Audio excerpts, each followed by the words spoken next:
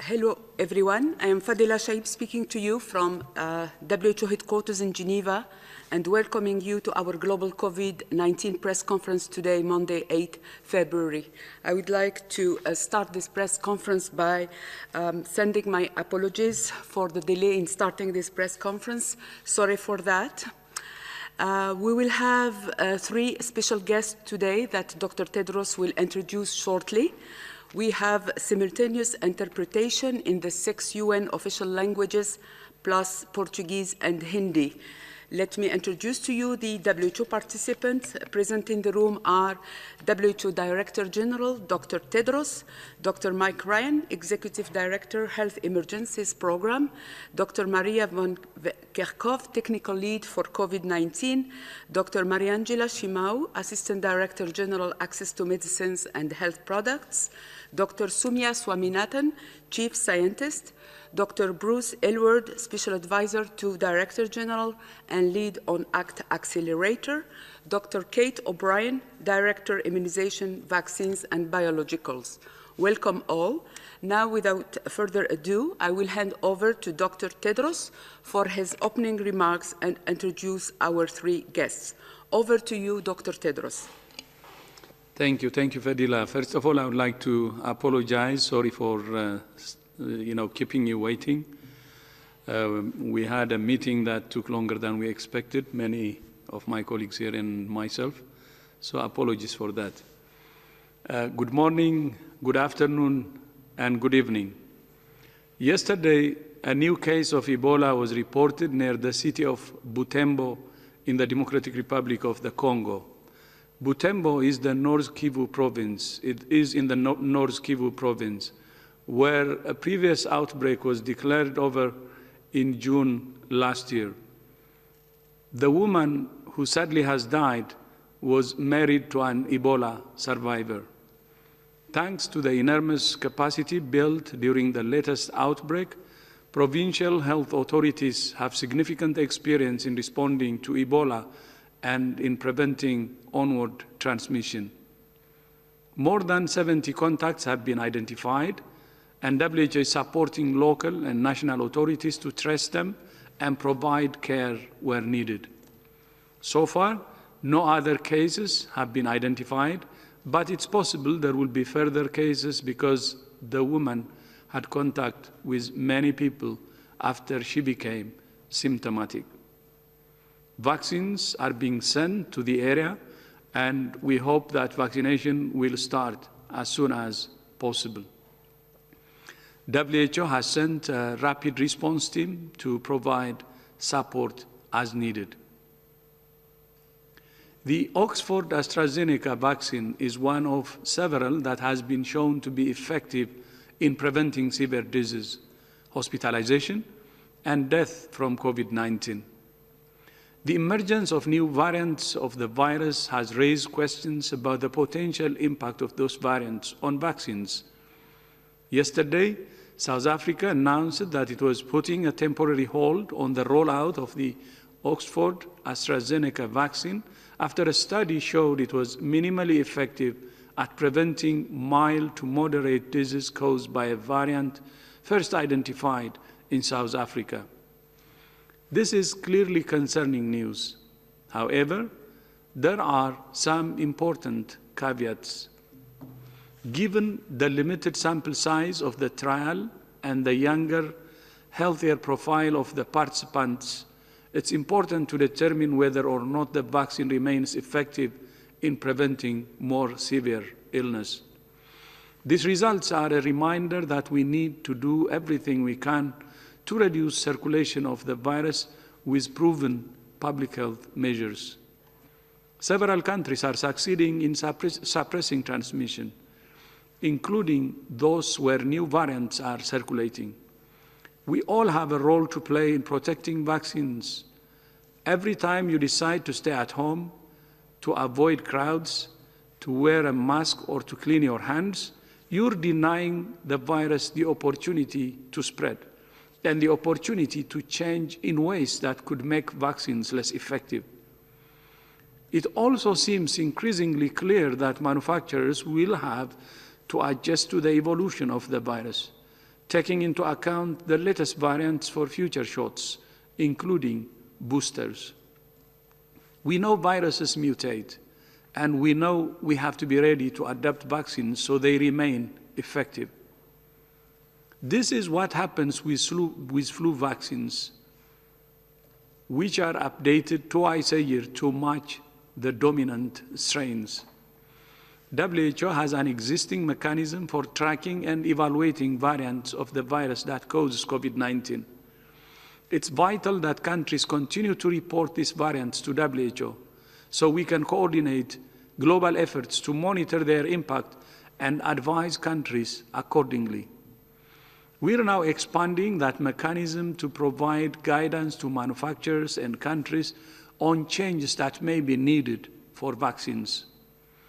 These developments highlight why it's so important to scale up manufacturing and roll out vaccines as quickly as possible and as widely as possible to protect people before they're exposed to new variants. We also need to continue designing and conducting new trials, and we need to keep a close eye on the impact vaccines are having on epidemiology, severe disease, and death, so we can use vaccines to maximum effect.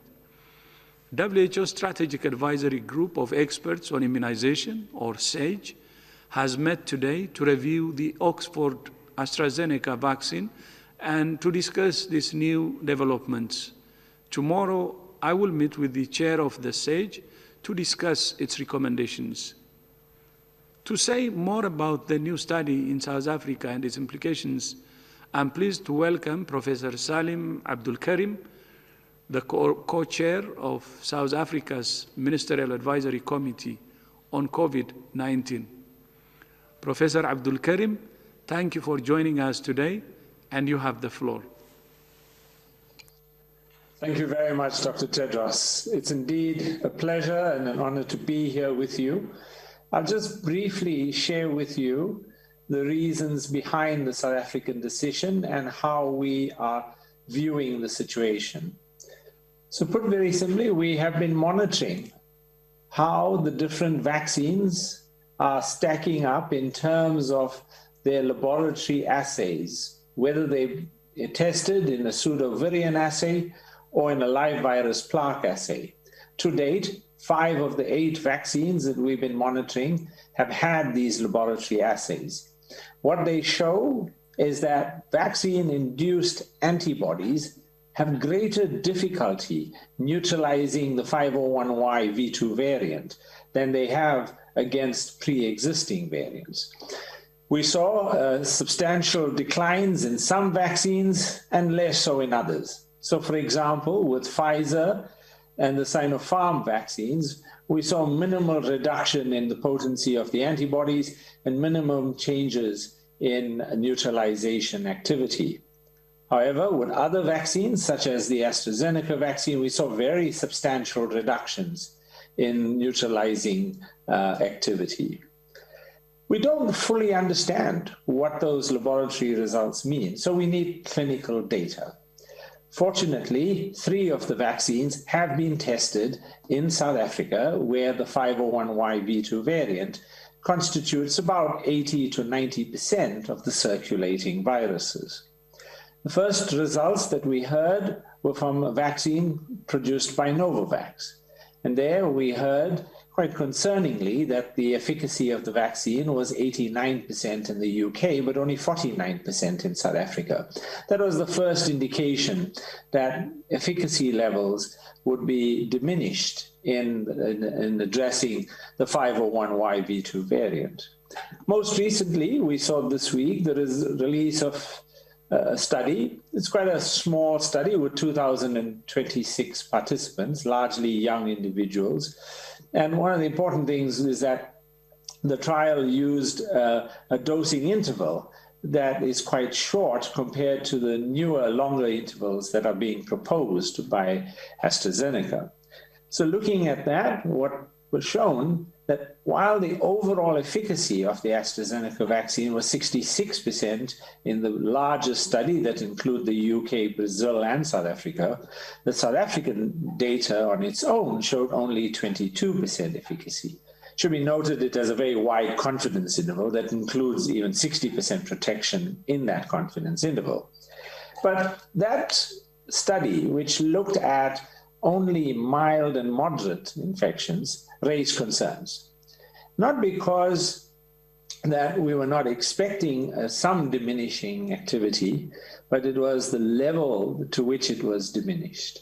And so now we are unclear and uncertain about the efficacy of the vaccine in preventing hospitalization and severe disease. We know from the overall trial that the AstraZeneca vaccine is effective against other pre-existing variants. We're just not confident about its efficacy against the 501YV2 variant. And so we've proposed an alternative approach, a new approach to the way in which to roll out the vaccine.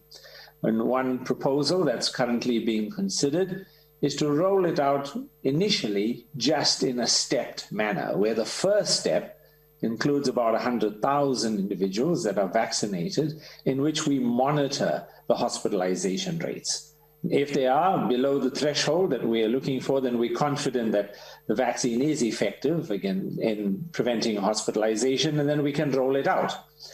Alternatively, if it's above that threshold, then we'll need to look at alternatives. So put very simply, we don't want to end up with a situation where we've vaccinated 1 million people or 2 million people with a vaccine that may not be effective in preventing hospitalization and severe disease.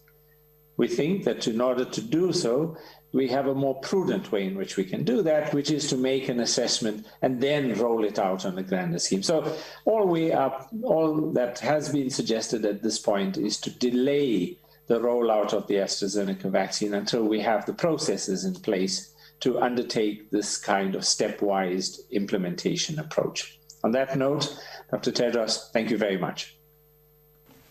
Thank you. Thank you so much, Professor Abdul Karim.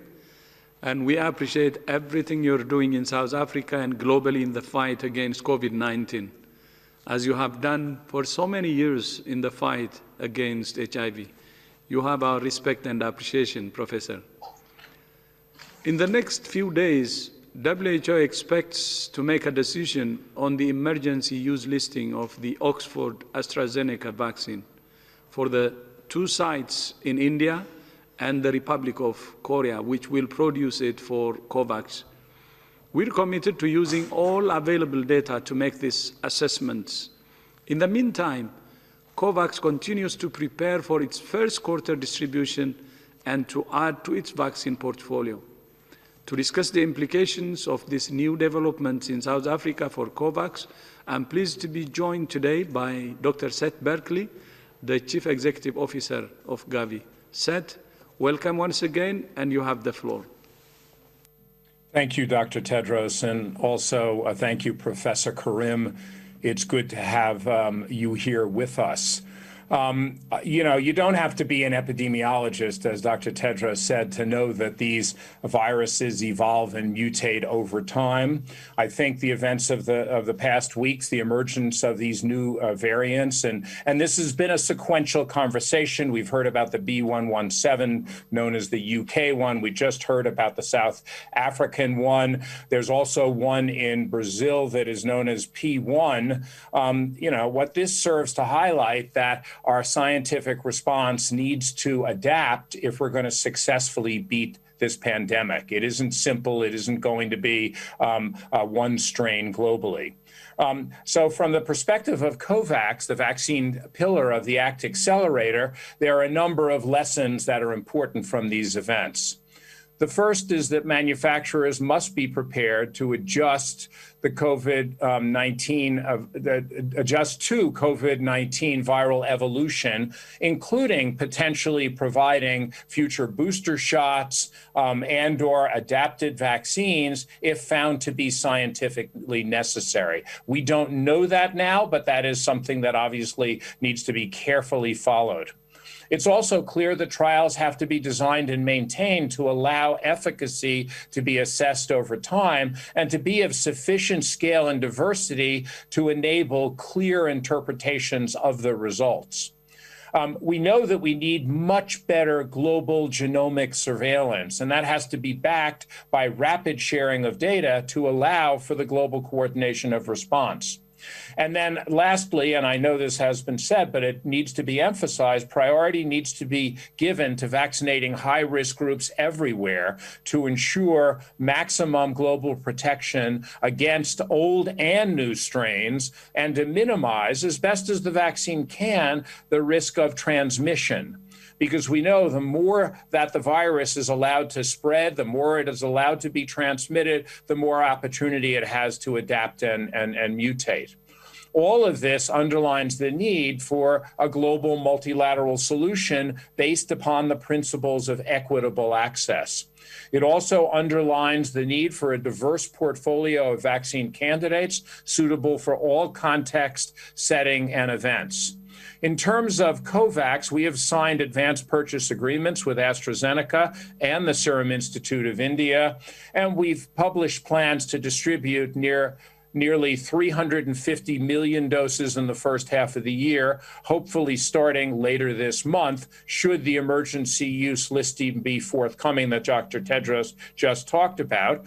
And of course, this is the first of many vaccines. We'll also be looking at the SAGE guidance that you heard about in terms of their views on the best use of this vaccine in different groups and in different areas.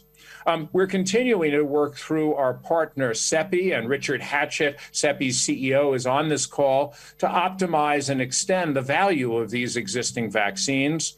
We're looking to continue to procure new candidates for our portfolio for use later in the year, including ones that would be adapted for the new variants if scientifically indicated.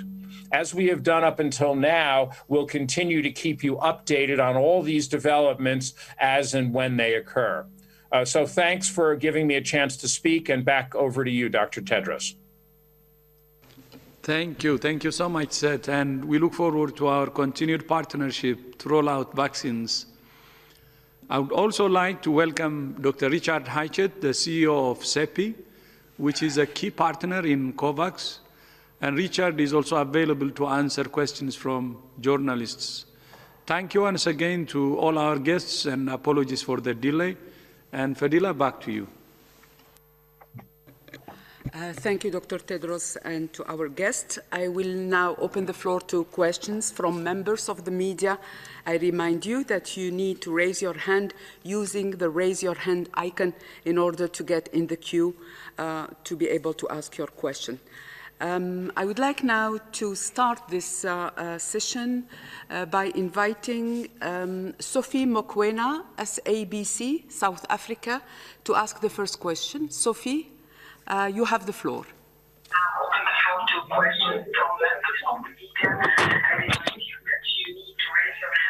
Hello. Hello.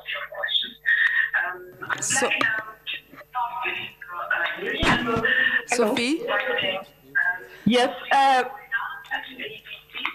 My name is Sophie Mokoena from SABC in South Africa. I just want to find out from the panel. We know that during the Spanish flu in 1918, the pandemic was deadly to senior citizens and later to young generations because of the very same problem of perhaps the change of the virus itself. Did the scientists, particularly people with a better know-how, not anticipate that this virus will mutate and we might have problems, so that the developers of the vaccine and manufacturers must take that into consideration? Because what guaranteed we have that during the third wave, it will not have another form, and previous vaccines won't be effective. Thank you, Sophie. Your question is well understood. Dr. Mike Ryan. I can start with you, continue. I think the issue is in 1918 we didn't even know this was an actual virus causing influenza at that time. So therefore, there were three distinct peaks in terms of age groups in the 1918-1919 pandemic. We had the classic peaks in the younger, very young, and classic peaks in the very old. But what we had very unusually was a huge peak amongst young individuals, particularly amongst young men. Some of that may have been due to the virus, some of that may have been due to the mixing of people and the bringing together of young men in camps. But it was a fulminant disease that killed very, very quickly and had that very distinct shape. The first, second and third waves, the second wave was larger than the first wave, and again, we don't know that, but the virus may have becoming more fit to the transmission in the human population, and a first wave may have been better adapted in a second wave, and that's what happens. Flu viruses adapt and they evolve over time, and you see that every year as we change the vaccine strain. Every year, the strains that are in the vaccine. We look at the predominant strains, the most successful strains that are circulating, and the ones that are causing clinical illness. We track the epidemiology of the viruses, we track the type of the viruses, we track the proteins on the surface of the cells, we track their genetic sequences, and every year we're able to give clear instructions to manufacturers on how to adapt influenza vaccines. I think with the same kind of approach here, with the same sort of diligence, both in epidemiology, in genetic sequencing, and in doing the observational and other studies we're going to need to do to understand vaccine efficacy, I believe we can track this virus. We have the tools that they did not have in 1918 or 19, and we have the means to adapt and be flexible and react to what we see. So I'm confident that if the scientific, public health, and governmental worlds come together, we can have a strategy that will adequately adapt to the emergence of variants. Yes, and if I could outline a little bit about that strategy, because it is developing over time and it is getting stronger over time. So as this is the first coronavirus pandemic the world has ever seen, we have established surveillance systems around the world, as you know, looking for where the virus is by tracking individuals who are infected with this virus. But along with that, scientists and virologists have been tracking the virus itself and any changes in the genome of the virus itself, looking at mutations and the virus evolution, which is a natural process for all viruses and all pathogens. And what we've been doing through our virus evolution network and our laboratory network, and through the improvements of genomic sequencing around the world, countries have been sequencing viruses in their countries, and they have been sharing those viruses on publicly available platforms like GISAID and others, so that the changes in the virus can be evaluated, they can be studied, and that we can determine what they mean.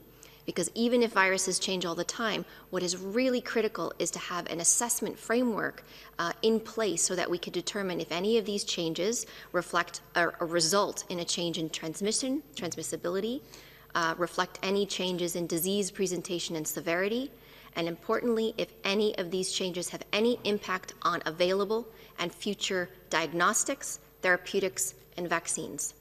And recognizing that this was important for us to be monitoring, we formulated our virus evolution working group in June to have an assessment framework to determine what studies were necessary in the lab where we could look at specific mutations, but also variants of interest, because we need to determine which ones of those are important to become variants of concern. And now what we're looking to is building on existing systems like we have for influenza. How do we take the knowledge of the way that these vaccines behave in terms of the neutralizing response and in terms of the impact of these vaccines, but not only vaccines, also therapeutics and diagnostics, to say, this is important, and therefore there may be a change necessary for the vaccines. So that is a process and a mechanism that is being enhanced, as the Director General said in his speech today.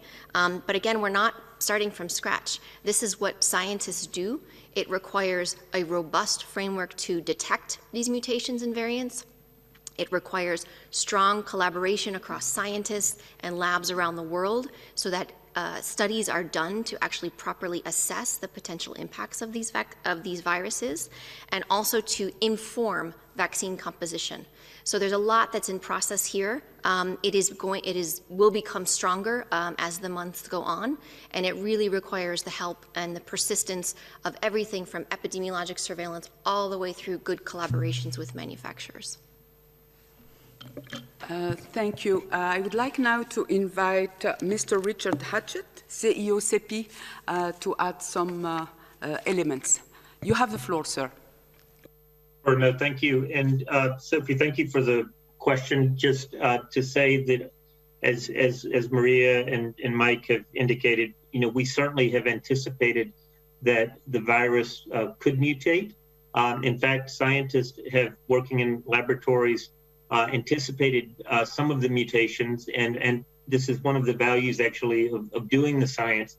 It allows us to essentially to look into the future, to look at possibilities that may occur, and to help us look out for mutations that would be of concern and interest, as Maria just outlined. Certainly the emergence of the new strains in South Africa and Brazil and the UK has given cause for concern. We had taken a risk management approach, not only through COVAX, but globally in terms of the approach to vaccine development, and had undertaken the development of vaccines on a wide variety of platforms. The mRNA vaccines, of course, the viral vector vaccines like the AstraZeneca vaccine that we've been discussing, recombinant protein vaccines, and inactivated vaccines. Having that diversity of vaccine candidates actually provides us with a large number of tools which we need to explore now to see which work best against the variants that we have. We can also look at potentially at combinations of the vaccines that we have. And of course, we must accelerate the development of new strain-specific vaccines. And a large number of companies have already begun to undertake that work. And if the evolution of our understanding of these viral strains, suggests that we do need to progress those vaccines into clinical trials and then into use, we will do that as quickly as we possibly can. Thank you, sir. I would like now to invite John Cohen from Science to ask the next question. John, you have the floor. Thank you so much for taking my questions. I well recognize that this study in South Africa didn't have enough people or old enough people or people with comorbidities to answer the severity and hospitalization and death question. But we have a lot of data from other studies that suggest that vaccines that don't work particularly well against mild and moderate disease could possibly still keep people out of hospitals and prevent deaths.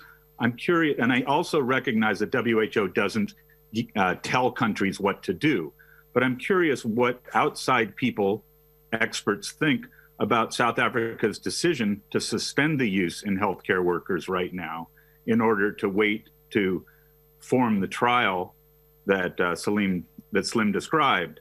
So I'm curious if you could address that. What do you think of that decision to suspend the use right now, given the potential that it could prevent people from being hospitalized and dying? Thank you, John. Dr. O'Brien will take this question. Thanks for that question. I think underlying the question is really a recognition of what a dynamic situation it is right now. The evidence has come out very recently within the past 24, 48 hours. As the Director General indicated, the Strategic Advisory Group of Experts on Immunization at WHO met today, along with the investigators from the trials that are being conducted in the UK and Brazil, along with AstraZeneca and along with the investigators from the South Africa trials as well. And so everybody's looking at the data right now, and there are a range of ways that this can be approached. But I think what was most clear that came out from the SAGE meeting is that in looking at the evidence on the AstraZeneca vaccine, across a number of trials, it is very clear that it has efficacy against severe disease, hospitalizations, and deaths. Among the variants and different variants, there is some reduction in, some indications of reduction in the efficacy, some more, some less, depending on which variant, which population, and also of the neutralizing antibody responses. But we also have evidence that there is the likelihood that the retention of meaningful impact against severe disease is a very plausible scenario for the product against the B1351 variant.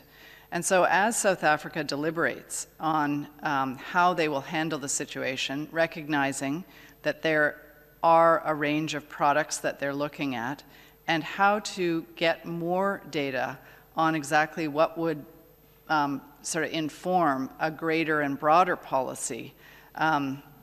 These are discussions, as we've heard, that continue to be underway about exactly how they will use the vaccine that they have in hand to its maximum benefit, and assure that there is evidence that can inform not only a broader policy in South Africa, but helps to inform policies around the world. So we'll see the final wording that comes out from SAGE on the use of the vaccine, but there was a very positive view about proceeding with the use of the vaccine, including in settings where variants are circulating, with a big emphasis on collecting information that would really help as in the weeks to come and in the months to come to inform an optimization of those uses in different countries, in different settings around the world. Thank you, Dr. O'Brien. I would like now to invite Christoph Vogt from IFP to ask the next question. Christoph, can you hear me? Yes, I can hear you. Thank you for taking my question. I was just wondering about everything we heard now about the AstraZeneca vaccine, and I can see how complicated it is, but how much does it affect the rollout, the number of vaccines that you can roll out, and when for the COVAX facility? It is the bulk of what you plan to use for vaccination in the next 6 months. So I was just wondering if you can give us an answer also after what Dr. O'Brien just said, that maybe we should just roll out and use it to kind of prevent more severe cases. Thank you. Thank you, Christoph. Dr. Seth Berkley will take this question. So thank you for the question. And before I answer that question, let me just add one point to Kate's excellent question, and that is we learn more about these vaccines as we work with them. And one important point about the AstraZeneca vaccine is it was studied originally with a dose interval between two doses of a month. As that vaccine has now gone through trials and observational studies have shown that, in fact, a longer dose interval increases the immune response and also increases the efficacy of the vaccine. So these types of learnings will occur with new vaccines. And that also means that, you know, in a study like the South African study, it was not optimized for what we know today is the you know, the way to get the most immune response out of it, et cetera. And this is part of the debates and discussions that need to go on right now. But going back to the question, the AstraZeneca was really the first vaccine. Of course, we also have doses, a small amount of doses of the Pfizer vaccine now as well as early vaccines in the portfolio. But the idea was to try to get a very large portfolio of products, and we have done that. So we will be seeing other vaccines enter the portfolio and be available for participants of COVAX in the second quarter. And so it is true that initially it'll be mostly AstraZeneca and Pfizer that are moving forward, but then there'll be more vaccines. And of course, as Dr. Hatchett said, one of the things we'll be looking at is whether any or all of these vaccines need to be adapted and adjusted either in the way they're being used or even in the actual makeup of the vaccine. So this is an evolving science, as you heard from Kate, and we will continue to work as COVAX to ask the question, what is the best way to move forward? But at the moment, at least, and we'll wait for the SAGE guidance, it looks like the AstraZeneca vaccine is an efficacious vaccine. It's been reviewed by a number of stringent regulatory authorities and gotten approval, and had studies in many countries, including efficacy against severe disease, as you've heard, including efficacy against some of the changing variants, and therefore we suspect that we will continue to roll that out and will continue to follow the effects of that vaccine over time. Over. Thank you, Dr. Berkeley. I would like to invite Professor Salim Abdul Karim to also provide some elements to this question. Professor, you have the floor. Thank you very much. Just to add a quick comment, that even in the South African setting, we were scheduled to roll out the AstraZeneca vaccine in just over a week from now. We anticipate that the initial start date of vaccinations will be largely unaffected or at most affected by a few days. But instead of rolling out AstraZeneca vaccine, we'll be rolling out the Johnson & Johnson vaccine. And that will give us a bit of time and leeway to ensure that we're collecting the necessary data as we roll out the AstraZeneca in a stepwise process. So it doesn't really materially affect our start date. It may affect the rate at which we escalate if we start running short of doses. But as it stands, it should not affect much else. Thank you. Thank you, Professor. I would like now to invite a Brazilian journalist, Sara Teofilo, from Corriere Brasiliense, to ask the next question. Sara, you have the floor. Hi, thank you for taking my question. Still on the subject of the variant in South Africa and the suspension of the use of the Oxford vaccine, in Brazil we also have a variant identified in Amazonas, as was said here today. And we know it is a different variant, but does the organization have any orientation to Brazil? Should the government suspend the use of the AstraZeneca vaccines and use the other vaccines until we know that this variant does not interfere with the effectiveness of the vaccine? Thank you. Dr. Swaminathan, you have the floor. Thank you for that question. And again, just to repeat what others have said, we are seeing, we're learning a lot. There are uncertainties still. We don't have answers to all questions. The SAGE, the Strategic Advisory Group of Experts on Immunization, is reviewing all the evidence that's available on each of the vaccines from all the different studies, starting from very early clinical, all the way to the phase 3 trials, and also taking into account what we know about the different variants and the experiments that have been done, both in the laboratory, looking at neutralization assays, and if there's any clinical evidence, taking that into account, and will make recommendations based on the available evidence. And of course, these can be updated and revised as more data becomes available. So all of our guidelines are meant to be, updated. They're living guidelines, and we will do that, but again, based on the best available evidence. Countries, of course, will make their own decisions based on additional information that they may have, and we can help them and work with them to make those decisions. One thing I would like to say is that there is an urgent need to collect more information and data. So even as countries are rolling out vaccines, whatever the vaccines may be, it's really important that we put in place mechanisms to either do clinical trials where you can randomize, for example, the question about the optimal timing between the 2 doses, the question of its efficacy in different age groups, the question of is it better to use one vaccine followed by a different vaccine as a booster dose?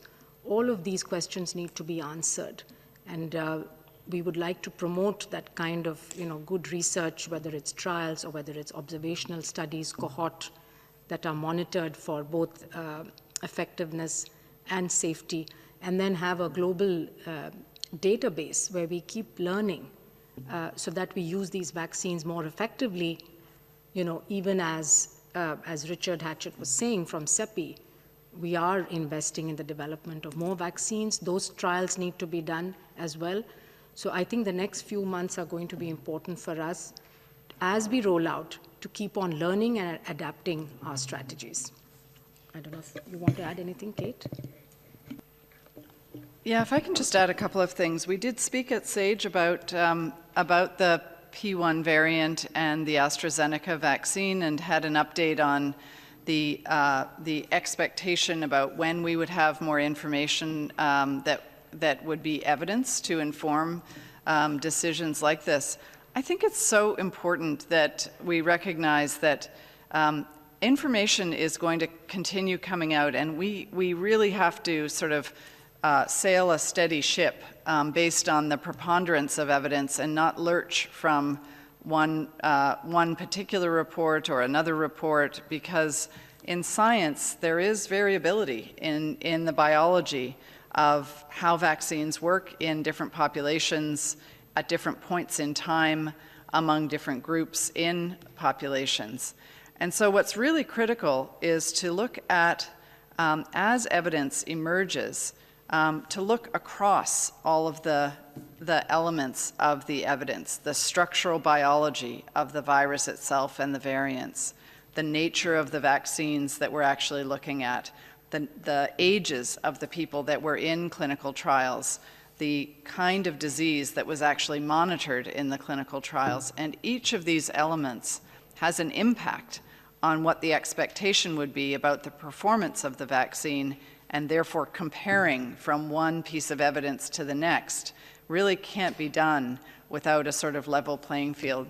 So I think people really have to be ready to appreciate that we will have evidence that's going to come out that is going to be, at times, have the appearance that it doesn't add up to one complete story. And that's because we're painting the picture in parts and pieces and bits as time is going on.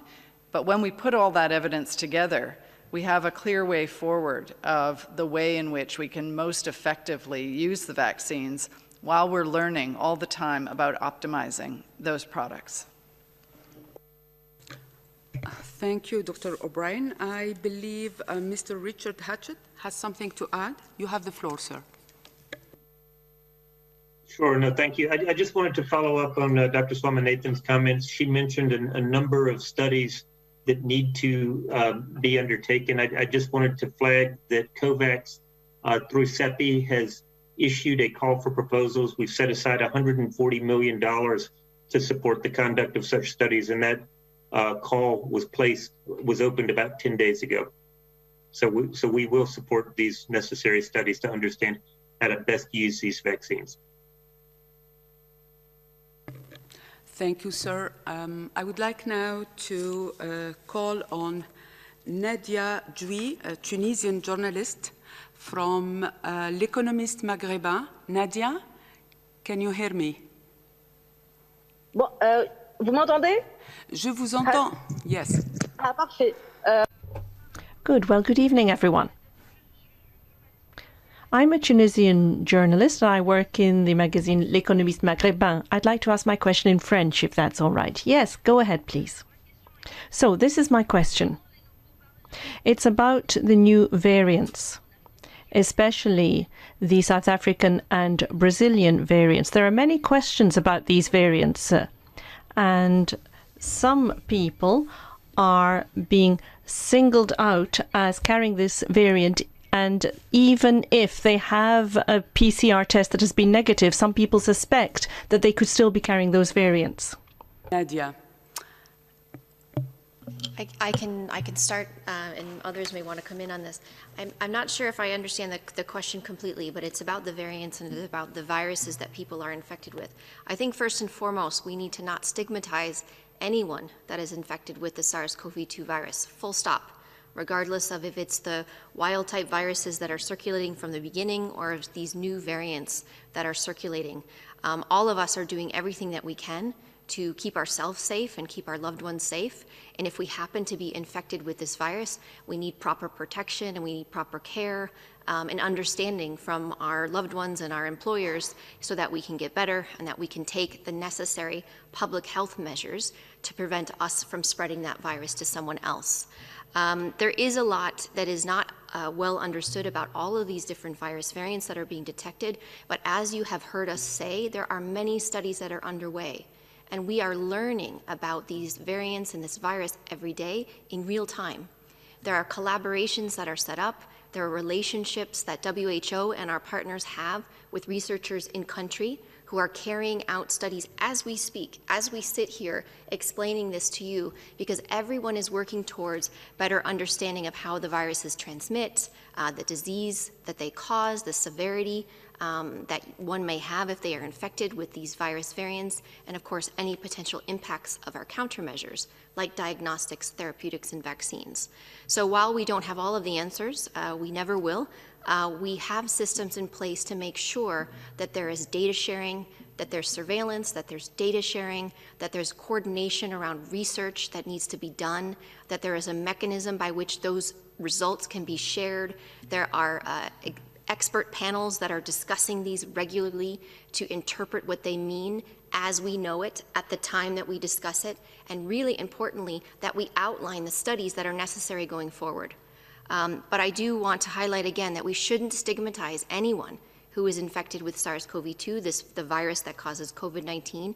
We just need to make sure that we understand we're in this together and we provide the appropriate care and understanding for those who are infected and their loved ones who are contacts and need to get through this.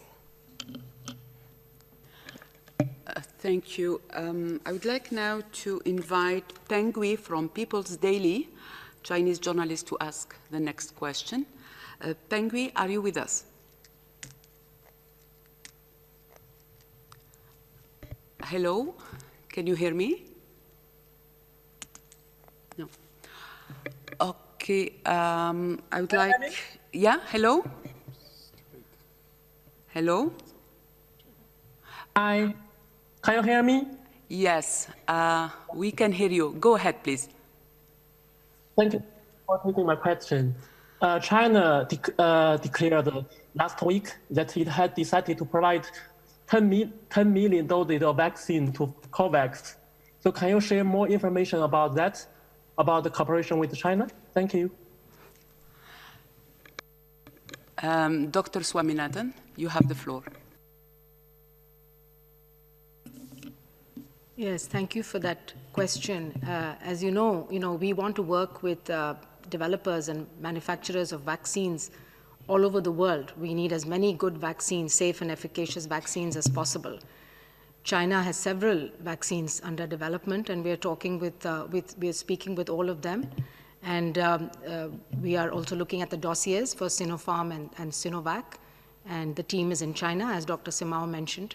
And we've also heard from them that they would be willing to discuss with the COVAX facility provision initially of 10 million doses over the next few months. So we're very encouraged by that, and this is, it's not a donation as we understand, but it will be a provision to the COVAX facility. So they will be discussing with the COVAX facility the terms and conditions under which this can be procured, based of course upon the emergency use listing by WHO as well as the guidance from SAGE. Thank you. Thank you, Dr. Swaminathan. I would like now to invite Simon Ateba from Africa News Today to ask the next question. Simon, you have the floor. Thank you for taking my question. This is Simon Ateba for Today News Africa in Washington, D.C. Hospitals in Malawi are now on the brink of collapse, overwhelmed by patients impacted by a COVID-19 variant first identified in South Africa.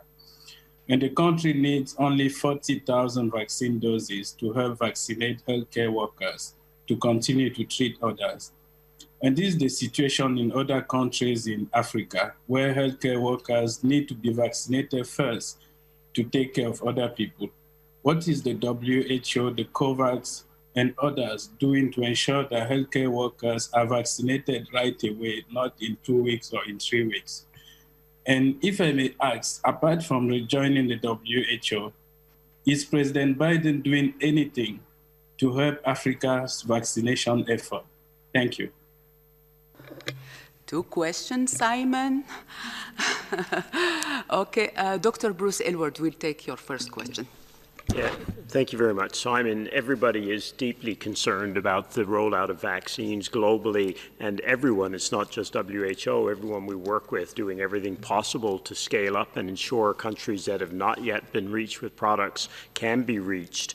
So WHO is doing this in the context of the COVAX pillar of the ACT Accelerator that we work within, and Seth may want to make comments on this as well. But there's really a four-part approach we're taking to this right now, and we're doing all of this right in parallel.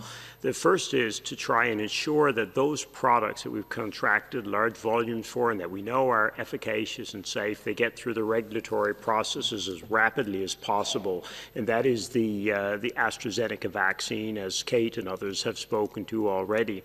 The second thing we've been doing is working to expand the portfolio of vaccines, as Dr. Berkeley mentioned. So we're looking at other products that have already been licensed. The Pfizer vaccine, we struck a deal with Pfizer 2 weeks ago, and we're looking at expanding on that.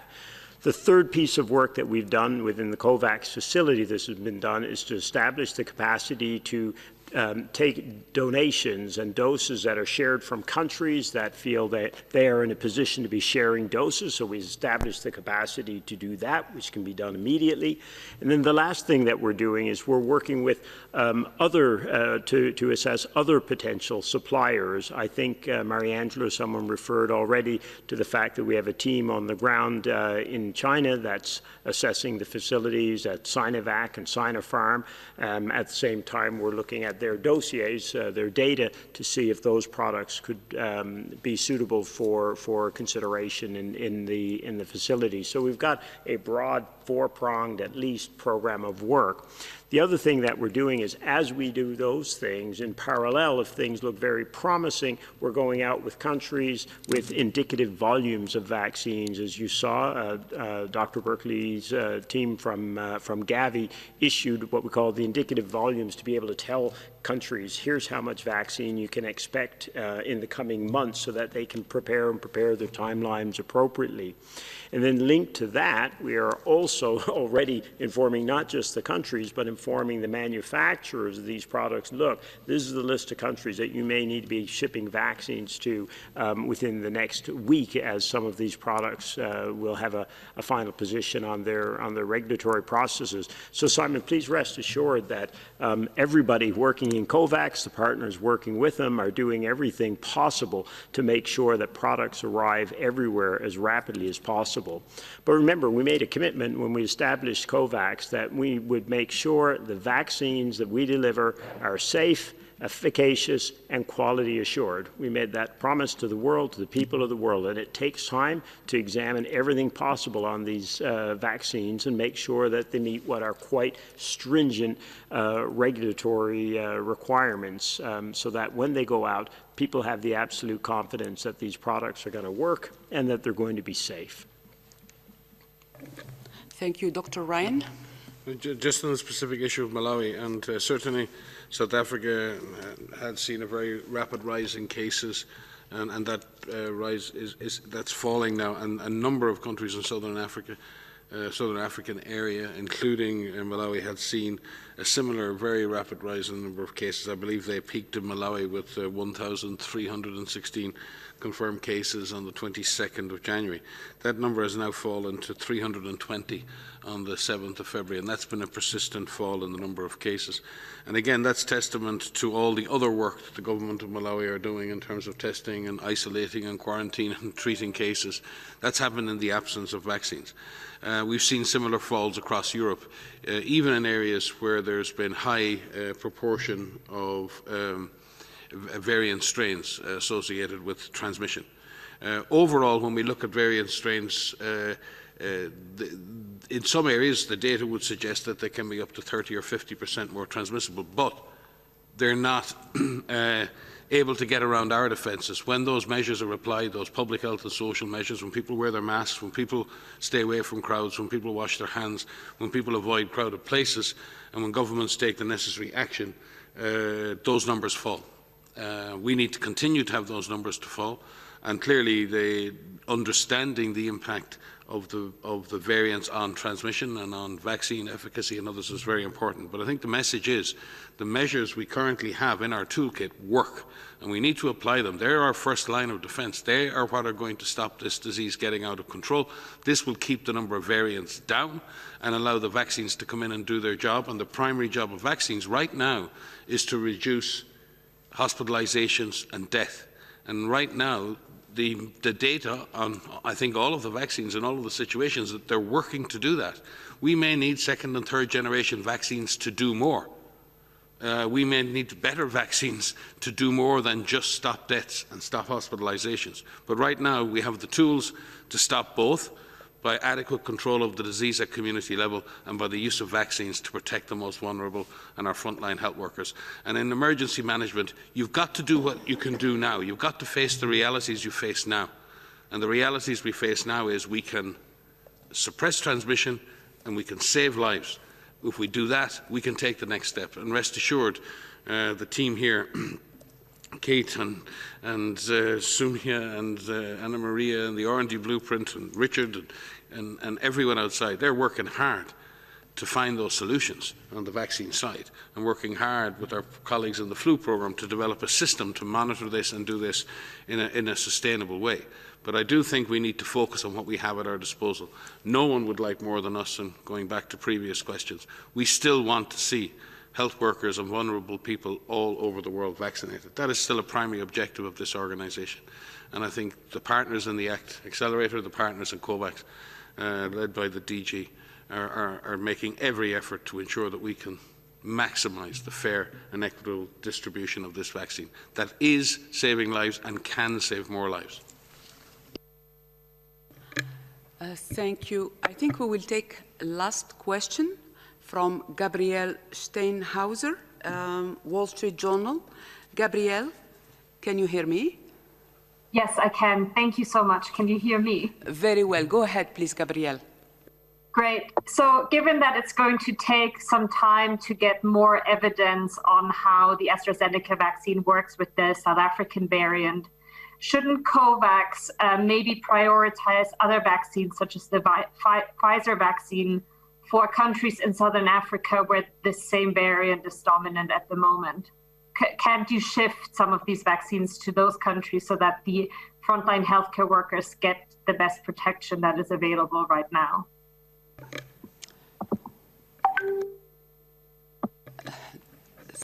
Thank you, Dr. Swan. O'Brien can come in.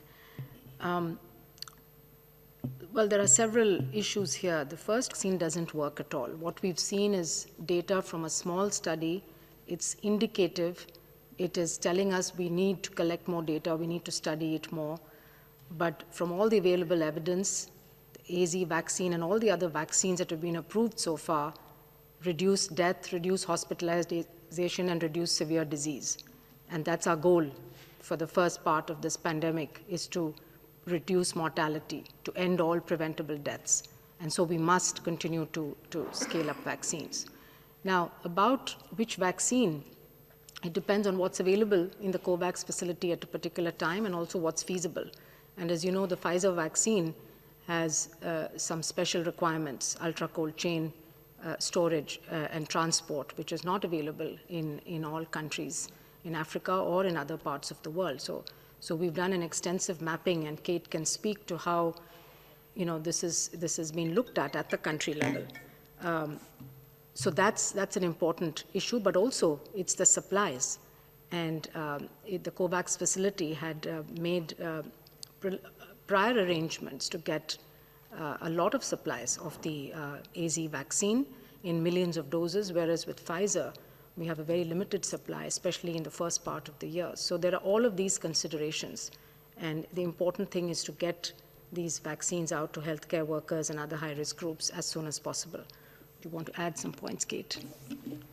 Yeah, I think the other thing to mention is that for pretty much all of the products, we do know that the efficacy against severe disease is a higher efficacy than against mild disease or just infection. We're starting to get some evidence around infection without people actually having disease. So we do expect this gradient, and I think especially for the AstraZeneca product, the sort of evidence, the absence of evidence is the kind of key thing about what is the performance of the vaccine against severe disease of this particular variant. And the expectation is that it will have, there's a very plausible scenario where it will have efficacy of some magnitude against that severe disease. So I think what we want to also emphasize here is the reason to have a portfolio of vaccines in the COVAX facility and that are being pursued from a development perspective is that different vaccines are going to have different performance characteristics. And when we get to a point of supply where we have that flexibility to be optimizing products where we now have information about how they can best be used, and I think this is what we're talking about the optimization. But the optimization isn't just about the product itself, it's about how you use it. And so we've referenced before the information that is now more and more clear that the longer the interval between the two doses of this product, the higher the efficacy is. So again, I think what we're trying to emphasize is that we have a number of choices that any individual program can make about how to make best use of what's available at a particular moment in time, extending intervals, using products in some age groups with preference over other age groups, where we're really targeting an age group or a particular group largely for the protection against severe disease, or another group that doesn't have such high risk of that, but we're more concerned about mild or moderate disease. So the choices that an individual country makes about how best to use the products that are at hand is going to be a rather organic process at this period of time, where we're still learning so much about each of the products, and the supply is increasing over time, and availability for any one particular geography has variability compared with another geography. Thank you, Dr. O'Brien. I believe Mr. Richard Hatchett has something to add. You have the floor, sir. Sure. No, I just wanted to build on the comments that Dr. Swaminathan and Dr. Ryan and Dr. O'Brien made with respect to the utility of the vaccines that we have. Obviously, there is a world full of the wild-type virus that the AstraZeneca vaccine is known to work against. So it is vastly too early to be dismissing this vaccine as this is a very important part of the global response to the current pandemic, and we need to find better vaccines probably against the variants that are emerging, but that we still have a lot of information that we need to gather. Mike made a very important point that I think is worth underscoring. It's absolutely crucial to use the tools that we have as effectively as we possibly can. And that may mean ultimately when vaccine supplies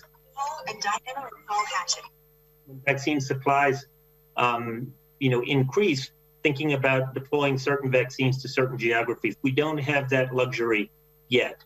But we do have a suite of vaccine tools that we can probe and understand how to use them most effectively in the current state. We are working rapidly. Many of the companies are working rapidly, as I said, to develop new vaccines that are specific for the emerging strains. And we are also looking at second generation vaccines that have different attributes and that may provide broader protection. And ultimately, ideally, we would like to develop broadly protective COVID and even coronavirus vaccines. So there is a staged approach to the necessary research and development, but it is absolutely critical to continue to support that research and development so that we understand the tools that we have, we optimize them, and we develop the new tools that we will need for the future. Thank you. Thank you, sir. I would like now to invite Dr. Tedros for his final comments. Over to you, Dr. Tedros.